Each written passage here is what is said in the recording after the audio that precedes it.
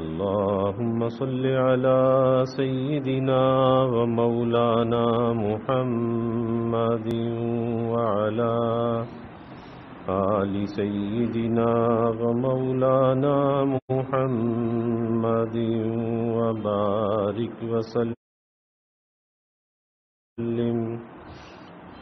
صلاة وسلاما كثيرا كثيرا. توفیق الہی اپنے مرشد پاک کی برکت سے جمعے کی عشاء کی اس نشست میں ہفتے وار امام غزالی رحمۃ اللہ علیہ کی کیمیاء سعادت کا درس چل رہا ہے. اس کتاب کا 10واں اصول ہے رعایا اور بادشاہ یا حاکم وقت کے حقوق کے بارے میں.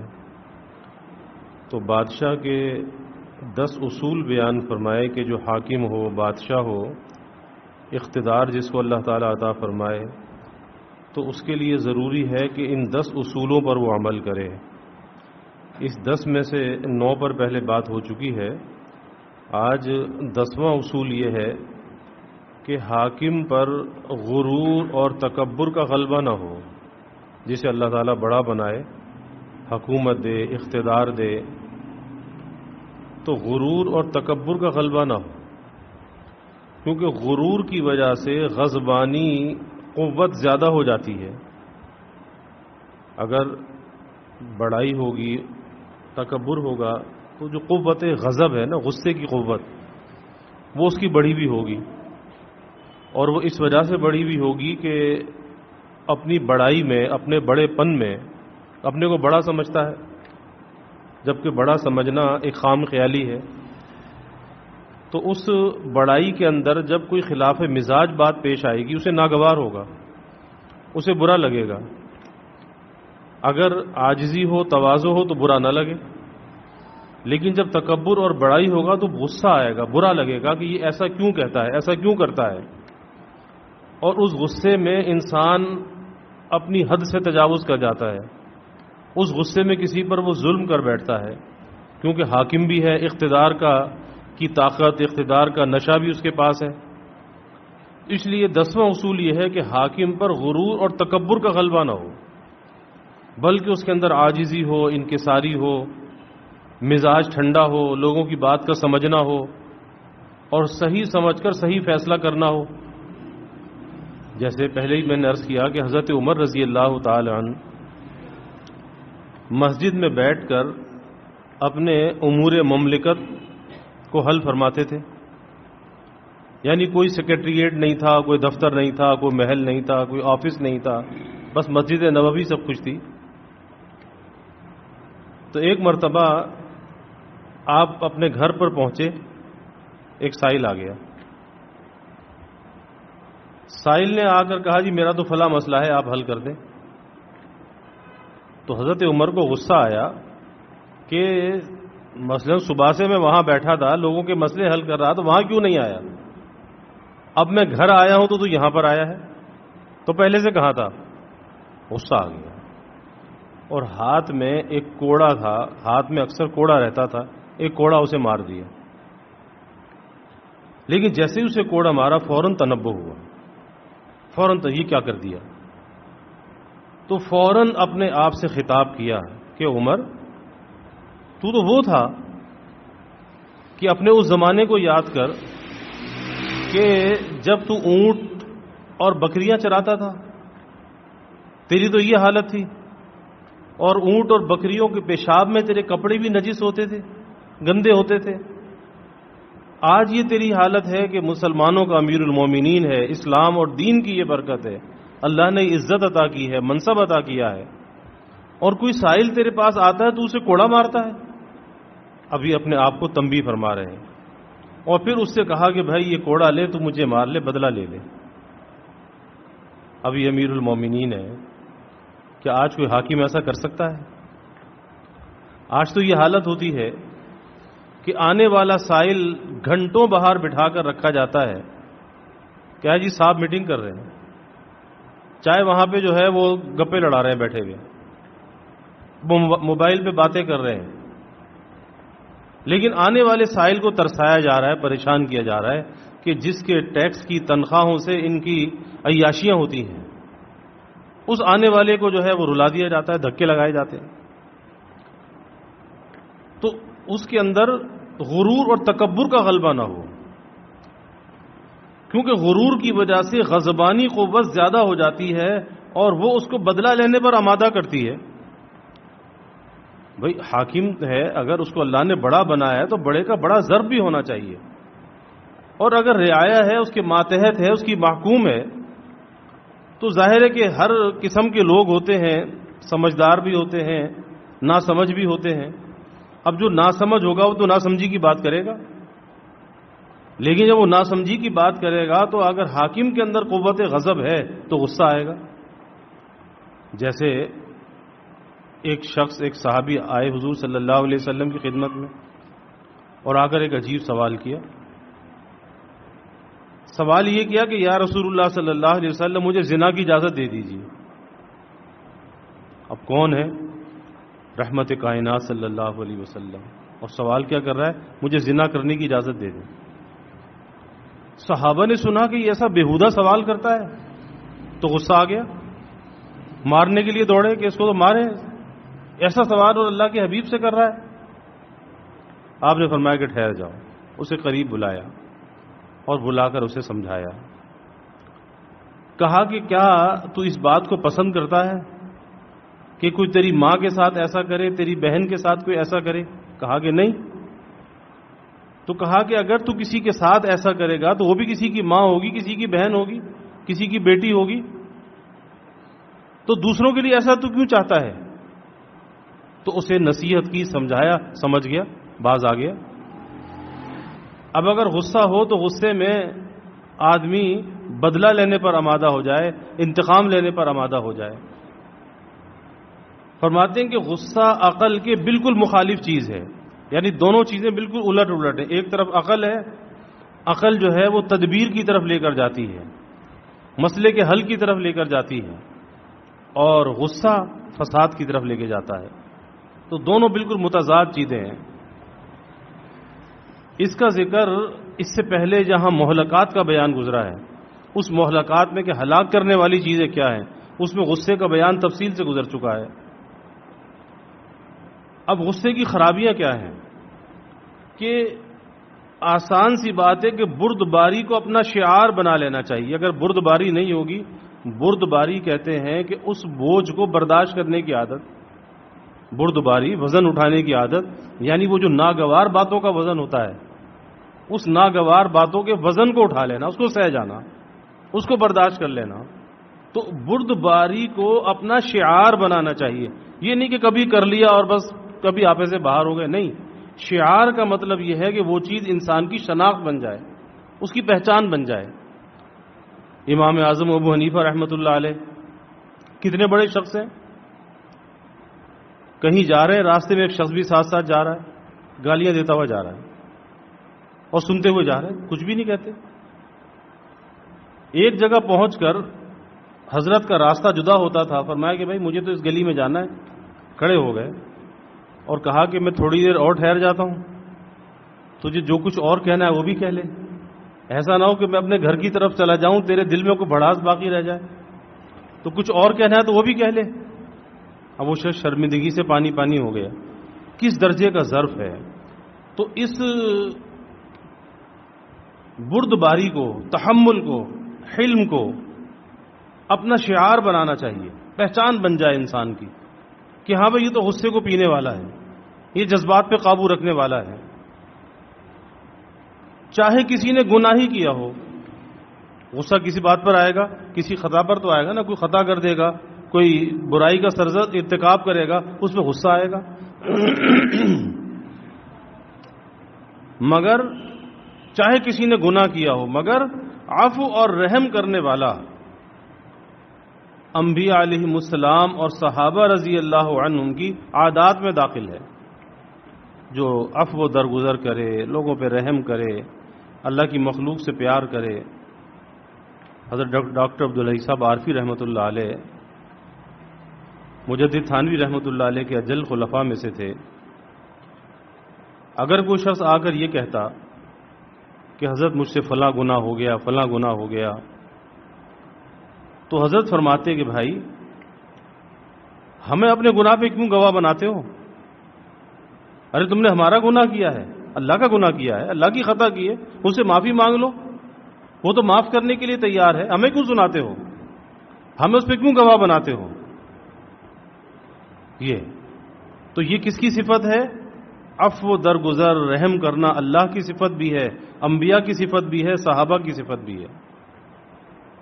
اور اگر غصے کو عادت بنا لیا، بعض لوگ مشہور ہو جاتے ہیں نا جی بڑا غصے والا، فلاں آدمی تو بڑا غصے والا ہے، اور کوئی حج کر لے تو اور تو اگر اس غصے کو عادت بنا لیا تو پھر تو بھائی یہ نمرودوں اور درندوں کی عادت کے مطابق ہوگا. فرعون، نمرود اور درندے، ان کو بھی غصہ آتا ہے، غصے میں بے قابو ہو جاتے ہیں، درندے چیڑ پھاڑ دیتے ہیں. ابو جعفر خلیفہ نے ایک قاتل کے قتل کا حکم دیا. مبارک بن فضالہ وہاں موجود تھے اس کے دربار میں. انہوں نے کہا کہ اے خلیفہ، اول ایک حدیث سن لے، حدیث رسول سن لے کہ اللہ کے حبیب صلی اللہ علیہ وسلم نے فرمایا کہ قیامت کے دن منادی ندا کرے گا، ایک پکارنے والا پکارے گا کہ جس میں اٹھنے کی طاقت ہو وہ کھڑا ہو. جس میں قیامت کا دن بڑا ہولناک دن ہوگا، اس دن کی ہیبت اور وحشت ایسی ہوگی کہ انسان اس کا تصور بھی نہیں کر سکتا. اس دن یہ اعلان ہوگا کہ جس میں اٹھنے کی طاقت ہو وہ کھڑا ہو. چنانچہ جن لوگوں نے رحم اور عفو کا مادہ ہوگا درگزر کا، جن لوگوں میں رحم اور عفو کا مادہ ہوگا وہ کھڑے ہوں گے، یعنی ان کے اندر وہ صلاحیت ہوگی کہ وہ کھڑے ہونے کے قابل ہوں گے. بس خلیفہ نے جب یہ بات سنی تو اس کو رہا کر دیا، چھوڑ دو، رہا کر دیا کہ اس کے ساتھ رحم کا، عفو کا معاملہ کیا جائے. زیادہ تر بادشاہوں کو غصہ رعایا پر صرف لوگوں کے بھڑکانے کی وجہ سے ہوتا ہے کہ ان کے ایسے مصاحبین ہوتے ہیں، قریب کے لوگ، جیسے آج کی زمانے کہتے ہیں کور کمیٹی ہے، کچن کیبنیٹ ہے، اب وہ کیا ہے؟ خوش آمدیوں کا ٹولہ ہے، اور ان کا کام کیا ہے؟ کان بھرنا.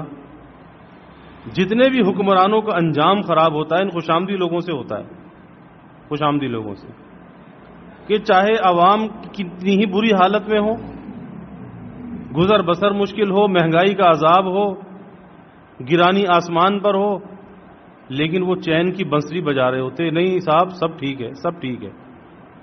آپ کے دور میں جو جیسا امن ہے، جیسی ترقی پہلے تو کبھی نہیں تھی، چاہے سب سے زیادہ بیڑا غرق ہے، سب سے زیادہ تباہی اور بربادی ہے، لیکن خوش آمدی. پھر جب وزیر اعظم صاحب بھی کہیں تقریر کرنے کے لیے کھڑے ہوتے ہیں تو چونکہ جو فیڈنگ ہوتی ہے نا، جو کانوں کے اندر بھرا جاتا ہے وہی پھر اندر سے نکلنا شروع ہو جاتا ہے. کہتے دیکھو موٹر سائیکلیں کتنی بکی ہیں، کاریں کتنی بکی ہیں. تو کوئی موٹر سائیکل کھاتا ہے، کار کھاتا ہے کوئی؟ اسے تو 2 وقت کی روٹی چاہیے پیٹ میں ڈالنے کے لیے، اسے بجلی کے بل کے پیسے چاہیے، گیس کا بل بھرنے کے لیے پیسے چاہیے، کہاں سے لائے؟ تو یہ دھوکہ ہے. وہی بات ہے نا، زیادہ تر بادشاہوں کو غصہ رعایا پر صرف لوگوں کے بھڑکانے کی وجہ سے ہوتا ہے. وہ خوش آمدی لوگ ہوتے ہیں جو تباہی اور بربادی لے کر آتے ہیں. ان لوگوں کو اپنے ماتحتوں کے بھڑکانے کے وقت یہ بات حضرت یحییٰ علیہ السلام کی یاد رکھنا چاہیے کہ اگر آدمی سچی بات تجھ سے آ کر کہے، یحییٰ علیہ السلام نے کہا اگر کوئی آدمی سچی بات تجھ سے آ کر کہے اس کا شکریہ ادا کر، اس کا شکر گزار ہو، چاہے وہ کڑوی ہی کیوں نہ ہو لیکن سچی ہے، اس کا شکریہ ادا کرو. اور اگر جھوٹ بولے، یہ عجیب بات ہے، اگر جھوٹ بولے تو زیادہ شکر گزار ہو کہ اس نے تیری نیکی کو بغیر تیری محنت کے بڑھا دیا، اس لیے زیادہ شکریہ ادا کر کہ وہ جھوٹ آ کے غیبتیں لوگوں کی کر رہا ہے لیکن اس کی اس بات پر کسی قسم کا رد عمل نہیں آنا چاہیے. یہ تو حماقت کی بات ہے کہ سنی سنائی بات پر آدمی رد عمل دینے لگے. حضور نبی کریم صلی اللہ علیہ وسلم کے سامنے ایک آدمی کی تعریف کی گئی کہ وہ بہت بہادر ہے، بڑا جواں مرد ہے، قوت والا ہے، تو آپ نے فرمایا کہ وہ ہر ایک کو کشتی پچھاڑ دیتا ہے، کشتی میں پچھاڑ دیتا ہے؟ حضور صلی اللہ علیہ وسلم نے فرمایا کہ در حقیقت بہادر کی پھر تعریف بیان کی کہ بہادر کون ہے۔ اب لوگوں کے نزدیک اس کا معیار کچھ اور ہے، لیکن اللہ کے حبیب صلی اللہ علیہ وسلم بہادری کا، شجاعت کا معیار بیان فرماتے کہ وہ معیار کیا ہے۔ فرمایا در حقیقت بہادر وہ آدمی ہے جو اپنے غصے پر قابو پا لے، یہ بہادر ہے۔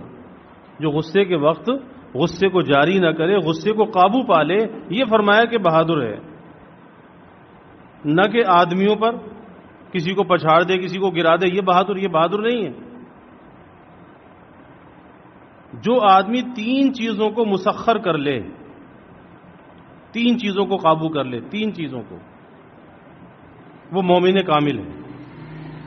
تین چیزوں کو قابو کر لے مومن کامل۔ اول یہ کہ غصے میں کسی غلط عمل کا اعادہ نہ کرے۔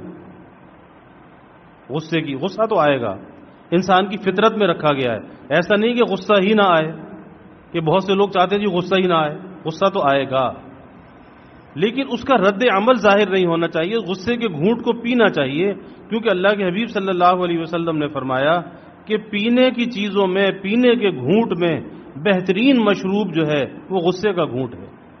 اس سے بہتر کوئی مشروب نہیں ہے کہ اس غصے کے گھونٹ کو پی جائے۔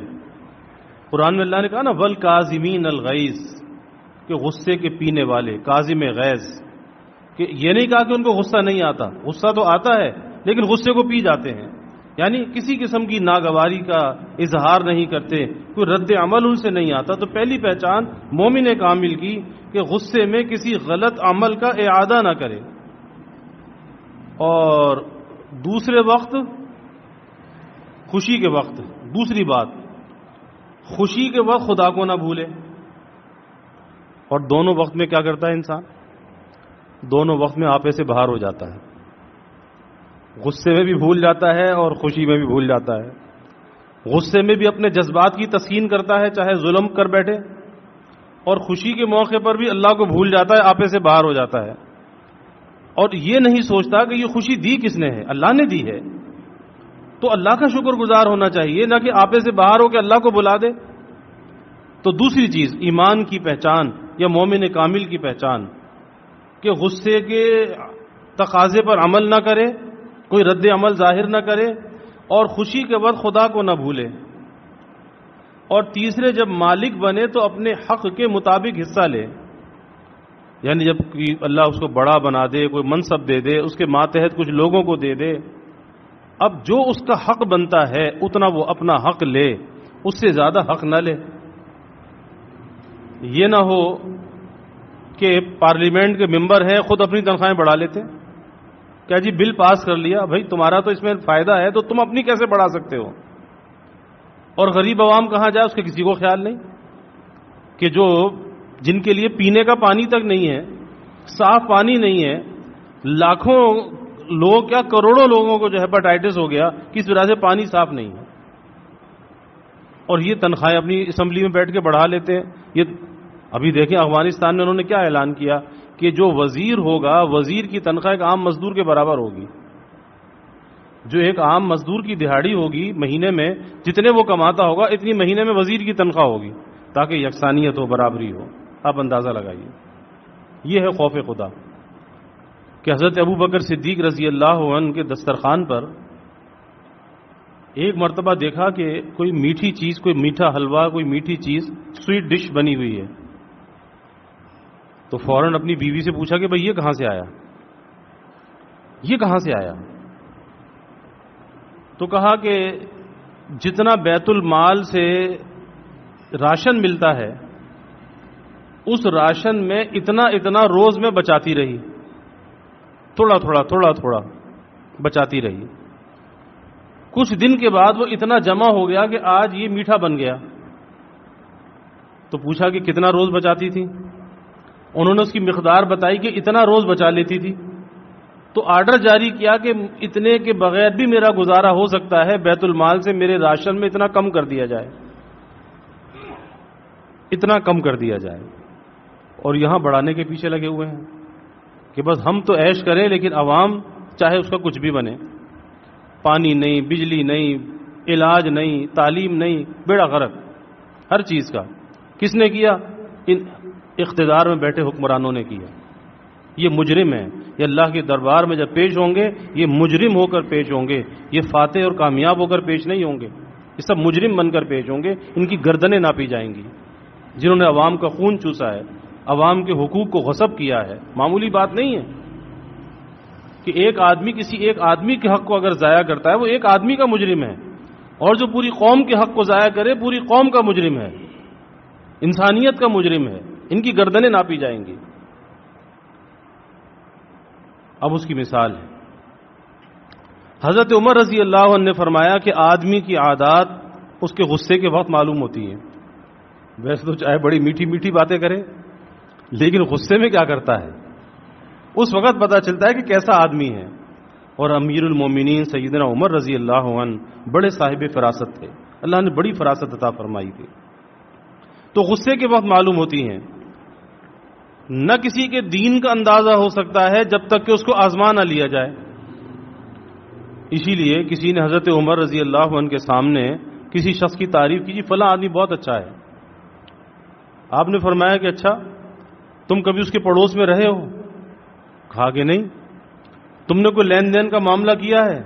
کہا کہ نہیں. کبھی اس کے ساتھ سفر کیا ہے؟ کہا کہ نہیں. کہا کہ بس کبھی اسے مسجد سے نکلتے ہوئے دیکھ لیا ہوگا اس لیے کہتے ہو کہ بہت اچھا آدمی ہے. اچھے ہونے کا پتہ جب چلتا ہے کہ جب اس کے پڑوس میں رہا جائے، اس سے کوئی لین دین کا معاملہ کیا جائے یا اس کے ساتھ سفر کیا جائے، اس میں انسان کی حقیقت کھلتی ہے. تو اس کے دین کا اندازہ جب ہو سکتا ہے غصے کی حالت میں کہ غصے کا اظہار کرتا ہے یا نہیں کرتا. امام زین العابدین ابن حسین رضی اللہ عنہ، حضرت حسین رضی اللہ عنہ کے صاحبزادے، ایک مرتبہ مسجد تشریف لا رہے تھے. ایک شخص نے آپ کی شان میں گستاخی کی. کون ہے؟ اولیاء امت میں سے ہوئے امام زین العابدین، بڑے درجے کے شخص ہیں. آپ کی شان میں گستاخی کی تو ساتھیوں نے اس کو سزا دینا چاہیے، اس کو روک دیا، پکڑ لیا. فرمایا اپنے ساتھیوں کو روک دیا اور فرمایا کہ تیرے کہنے سے زیادہ مجھ میں برائیاں ہیں. کتنے بڑے شخص ہیں؟ اہل بیت میں سے ہیں، آل رسول ہیں، کہ جتنا یہ مجھے برا کہہ رہا ہے اس کے کہنے سے زیادہ مجھ میں برائیاں ہیں. اور پھر اس شخص سے کہا اگر تیری کوئی حاجت ہے تو پوری کر سکوں، کہ بیچارہ کوئی پریشان حال ہے، کسی مشکل میں ہے. اب یہ اہل بیت کے اخلاق ہیں، کس اخلاق کے پیمانے پر ہیں؟ یہ اہل بیت ہیں، رسول اللہ کے گھر والے صلی اللہ علیہ وسلم. تیری کوئی حاجت ہے تو پوری کر سکوں. اور پھر اپنی قبا اتار کر اس کو دے دی، جو اپنا لباس قبا پہنی ہوئی تھی اپنی قبا اتار کر اس کو دے دی. وہ بہت شرمندہ ہوا اور وہ زور زور سے روتا ہوا چلاتا چلا جاتا تھا اور کہتا تھا میں گواہی دیتا ہوں یہی فرزند پیغمبر صلی اللہ علیہ وسلم کہ آپ کی آل میں سے ہیں، آپ کی اولاد میں سے ہیں. ایک بار آپ نے اپنے نوکر کو آواز دی، امام زین العابدین، وہ نہ بولا. دوبارہ پھر پکارا، پھر نہ بولا. تو فرمایا کہ تو نے سنا نہیں؟ نوکر نے کہا کہ حضور میں نے سنا، لیکن میں جانتا تھا کہ جواب نہ بھی دوں گا تو حضور سزا نہ دیں گے. یعنی جانتا تھا کہ اتنے اچھے اخلاق والے ہیں، ان کی طبیعت کے اندر اتنا تراحم ہے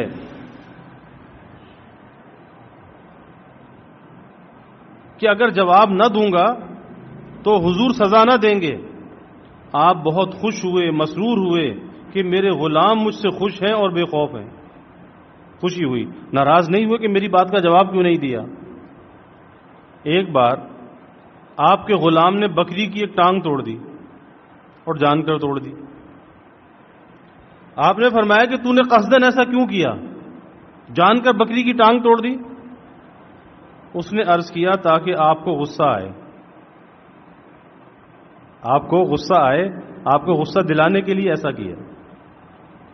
اب اندازہ لگائیے کہ یہ اہل بیت کتنے طبیعت کے خلیق ہیں، اخلاق کیسے ہیں، کس معیار و پیمانے پر ہیں.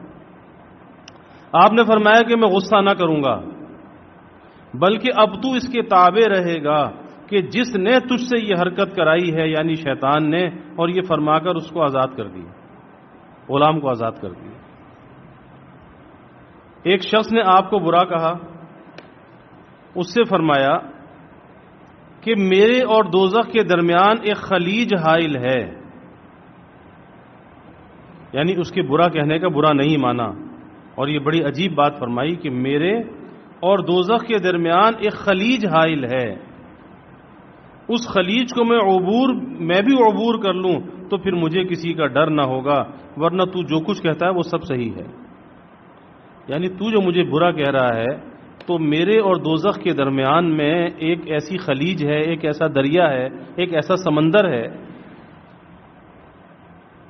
کہ اگر اس کو میں عبور کر کے جنت کی طرف چلا گیا تو میں کامیاب ہوں، اور اگر میں اس خلیج کو عبور نہ کر سکا تو بھائی پھر جو تو کچھ کہتا ہے تیری سب بات صحیح ہے، سب تیری بات صحیح ہے.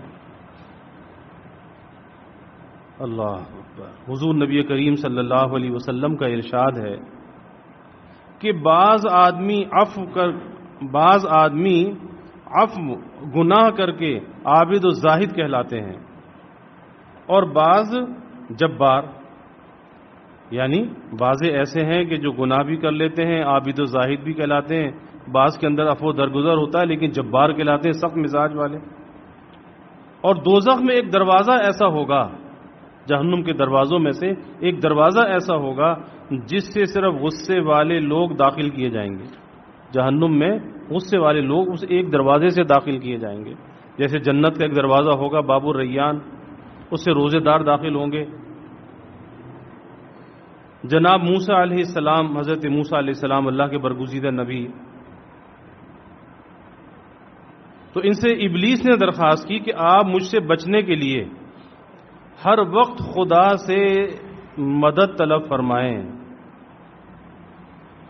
ابلیس نے یہ کہا آپ مجھ سے بچنے کے لیے ہر وقت مدد خدا سے طلب فرمائیں. جلد بازی سے پرہیز کرنا، جلد بازی شیطان کی طرف سے ہے، جلد بازی سے پرہیز کرنا، اس لیے کہ جلد باز آدمی کو میں گیند بنا کر چاروں طرف گھماتا ہوں. شیطان یہ کہتا ہے موسیٰ علیہ السلام سے کہ جلد باز آدمی کو میں گیند بنا کر چاروں طرف گھماتا ہوں. اور دوسرے، پہلی چیز کیا ہے؟ جلد بازی نہ کرنا، یعنی وہ جلد باز میرا کھلونا بن جاتا ہے، میں اس کو گھماتا ہوں. اور دوسرے، عورتوں سے پرہیز کرنا، عورتوں سے پرہیز، اس لیے کہ اس سے بہتر کوئی جال مجھے آج تک نہیں ملا. عورت کا جال، عورت کا فتنہ، اس سے بڑا کوئی جال نہیں ہے کسی کو پھانسنے کے لیے کہ شیطان عورت کے جال میں کسی کو پھنسا دے. تیسری چیز، بخل سے پرہیز کیجیے. بخیل آدمی نہ اپنا خیر خواہ نہ دوسرے کا خیر خواہ. بخل سے پرہیز کیجیے، کیونکہ بخیل کی دین و دنیا میرے قبضے میں رہتی ہے، جب چاہے اس کی دنیا برباد کر دوں، جب چاہے دین برباد کر دوں. تین چیزیں، بخیل کی دین و دنیا میرے قبضے میں رہتی ہے، شیطان یہ کہتا ہے. ایک آدمی نے حضور نبی کریم صلی اللہ علیہ وسلم سے عرض کیا کہ کوئی ہدایت ایسی فرمائے کہ میں جنت میں جاؤں، کوئی ایسی ہدایت فرما دیں. اور اللہ کے حبیب صلی اللہ علیہ وسلم کے دربار میں چھوٹے چھوٹے جواب ہوتے تھے لیکن بڑی کام کی باتیں ہوتی تھیں. اب سوال تو بہت بڑا ہے کہ جنت میں جانا کوئی آسان کام نہیں ہے، اور وہ سوال کر رہا ہے کہ کوئی ہدایت کی بات ایسی فرمائے کہ میں جنت میں جاؤں. تو فرمایا کہ غصے کی عادت کو چھوڑ دے. کون فرما رہے؟ رحمت کائنات صلی اللہ علیہ وسلم. غصے کی عادت کو چھوڑ دے. اس نے عرض کی اور کچھ تعلیم فرمائے، اس کے علاوہ اور کچھ تعلیم فرمائے. تو حکم ہوا کہ کسی سے کوئی چیز نہ مانگ، کسی سے کوئی چیز نہ مانگ۔ پھر اس نے عرض کی کہ کچھ اور ہدایت کی جائے، تو حکم ہوا کہ بعد نماز عصر 70 بار استغفار پڑھا کر جنت میں جائے گا۔ بعض نماز عصر 70 بار استغفار پڑھا کر جنت میں جائے گا۔ تو 3 باتیں کہ پہلی چیز کیا ہے کہ غصے کی عادت کو چھوڑ دے، اور دوسری بات یہ ہے کہ لوگوں سے نہ مانگ، کسی سے، انسانوں سے سوال نہ کر، مانگنا ہے تو اللہ سے مانگ۔ یعنی اگر تجھے ذلت کو اختیار کرنا ہے، تذلل کو اختیار کرنا ہے، تو مخلوق کے آگے کیوں ذلت کو اختیار کرتا ہے؟ اللہ کے آگے ذلت کو اختیار کر لے، اللہ تجھے عزت دے دے گا، کیونکہ جو اللہ سے مانگتا ہے اللہ اسے رسوا نہیں کرتا اور اسے ذلت سے اللہ بچاتا ہے، اور جو مخلوق سے مانگتا ہے اللہ سے نہیں مانگتا پھر وہ دنیا میں ذلت کا نشان بن جاتا ہے۔ اور تیسرے 70 بار عصر کے بعد استغفار پڑھ جنت میں جائے گا۔ اب اس نے عرض کیا کہ یا رسول اللہ صلی اللہ علیہ وسلم، میں نے تو اتنے گناہ نہیں کیے کہ 70 بار استغفار کروں۔ تو حضور صلی اللہ علیہ وسلم نے ارشاد فرمایا کہ تیرے بدلے تیرے ماں باپ اور بہن بھائیوں کے گناہ بخشے جائیں گے۔ تو استغفار کرے گا، تیرے گناہ اگر نہیں ہوں گے تو تیرے ماں باپ کے بخشے جائیں گے، تیرے بہن بھائیوں کے بخشے جائیں گے۔ ایک بار حضور نبی کریم صلی اللہ علیہ وسلم امت کو مال تقسیم فرما رہے تھے، جو مال آتا تھا آپ تقسیم فرما دیتے تھے، تو مال تقسیم کر رہے تھے۔ ایک شخص نے کہا کہ یہ تقسیم معاذ اللہ اچھی نہیں۔ حضور صلی اللہ علیہ وسلم کو غصہ آیا کہ نبی کی تقسیم پہ اعتراض کر رہا ہے کہ یہ تقسیم اچھی نہیں، اور فرمایا کہ خدا میرے بھائی موسیٰ پر رحم کرے، لوگوں نے اس سے بھی زیادہ تکلیف ان کو پہنچائی ہے۔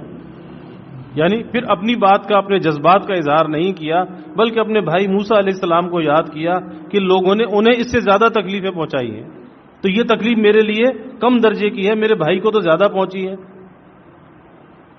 اب یہ ساری تمثیلات اور یہ نصائحیں یہ بادشاہوں، حاکموں اور عمال کے لیے، جن کو اللہ تعالیٰ منصب دے، حکومت دے، ان کے لیے ہیں کہ اگر وہ واقعی مسلمان ہیں اور اگر اب بھی کوئی اثر نہ ہو تو ایمان کی اس شخص میں کمی ہے۔ اتنی باتیں، اتنی نصیحتیں سننے کے بعد بھی اگر اثر نہ ہو تو ایمان کی کمی ہے۔ فرماتے امام غزالی رحمۃ اللہ علیہ کہ مجھے حیرت ہے کہ وہ کیسا مسلمان حاکم ہوگا جو رشوت کھائے اور قیامت تک وہ رشوت کا روپیہ اس کے اعمال میں لکھا رہے۔ رشوت دیا، حرام لیا، وہ تو لکھا ہوا ہے، وہ کہاں مٹنے والا ہے؟ اور اس حال میں اللہ کے سامنے پیش ہو، اس کے نامہ اعمال میں رشوت لکھی ہو، پھر جب وہاں پہنچے تو اس سے لیا جائے، اس سے وہ وصول کیا جائے، حالانکہ اس روپے سے فائدہ دوسروں نے اٹھایا اور وہ خامخواہ ماخوذ ہوا۔ ایسا شخص مسلمان ہی نہیں ہے، واللہ اعلم بالصواب۔ تو یہ ساری نصیحتیں اور اصول جو تھے یہ حاکم وقت کے لیے، جس میں رعایا کے حقوق، بادشاہ کے حقوق، حاکم کے حقوق تھے۔ اللہ تعالی ہمیں ان باتوں پر عمل کی توفیق عطا فرمائے۔ اللہ ہمیں اپنی زندگی میں اپنے ماتحتوں کے ساتھ اللہ عدل قائم کرنے والا بنائے، اور اللہ نا انصافی سے، ظلم سے، غصے سے، انتقام سے، بدلے سے اللہ تعالی ہماری حفاظت فرمائے، اللہ تعالی درگزر کرنے والا بنائے۔ وآخر دعوانا الحمدللہ رب العالمین۔ الحمد للہ رب العالمین والعاقبۃ للمتقین والصلاة والسلام علی اشرف الانبیاء والمرسلین اللہم صل علی سیدنا و مولانا محمد وعلی آل سیدنا و مولانا محمد وبارک وسلم۔ ربنا آتنا فی الدنیا حسنہ وفي الآخرة حسنة وقنا عذاب النار۔ ربنا أتمم لنا نورنا واغفر لنا إنك على كل شيء قدير۔ اللهم أعنا على ذكرك وشكرك وحسن عبادتك۔ اللهم وفقنا لما تحب وترضى من القول والعمل والفعل والنية والهدى إنك على كل شيء قدير۔ اللهم احسن عاقبتنا في الأمور كلها وأجرنا من خزي الدنيا وعذاب الآخرة. اللهم أعنا بالعلم وزينا بالحلم وأكرمنا بالتقوى وجملنا بالعافية. اللهم إنا نسألك الهدى والتقى والعفاف والغنى. اللهم إنا نسألك الصحة والعفة والأمان وحسن الخلق والرضا بالقدر. اللهم إنا نعوذ بك من جهد البلاء ودرك الشقاء وسوء القضاء وشماتة الأعداء. اللهم إنا نعوذ بك من زوال نعمتك وتحول عافيتك وفجاءة نقمتك وجميع سخطك. اللهم أرنا الحق حقا وارزقنا اتباعه وأرنا الباطل باطلا وارزقنا اجتنابه. اللهم إنا نسألك العفو والعافية والمعافاة الدائمة في الدين والدنيا والآخرة والفوز بالجنة والنجاة من النار. اللهم إنا نسألك من خير ما سألك منه نبيك سيدنا محمد صلى الله عليه وسلم، ونعوذ بك من شر ما استعاذك منه نبيك سيدنا محمد صلى الله عليه وسلم، وأنت المستعان وعليك البلاغ، ولا حول ولا قوة إلا بالله. وجزى الله عنا محمدا صلى الله عليه وسلم ما هو أهله، وصلى الله تعالى وسلم على النبي الكريم. آمين برحمتك يا